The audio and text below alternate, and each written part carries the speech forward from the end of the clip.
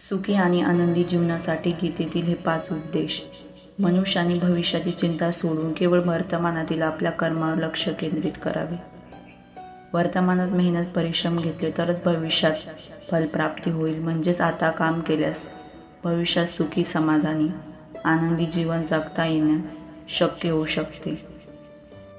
एखादे कार्य मनाप्रमाणे पार पाडल्यानंतर अति आनंदित होता कामा नये.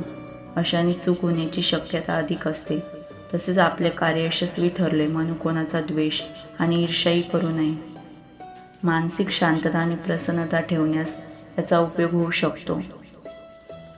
जो मनुष्य ईश्वरी शक्तीचा मनापासून स्वीकार करतो आणि परमात्म्यावर संपूर्ण श्रद्धा ठेवतो, भगवंत त्याचे कधीही वाईट होऊन देत नाही. दिखाऊपणा करणारा व्यक्ती असत्यवचनी आणि कपटी असल्याचे म्हटले जाते. खऱ्या अर्थाने इंद्रियावरती नियंत्रण मिळवण्याची कला अवगत करता आली पाहिजे.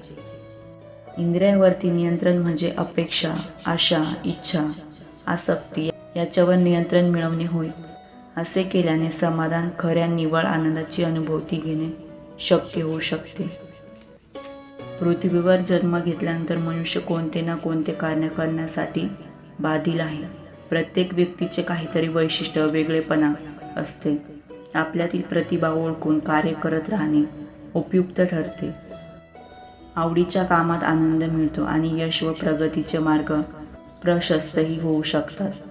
पर्यायाने सुख आणि आनंदाची अनुभूती मनुष्य घेऊ शकतो.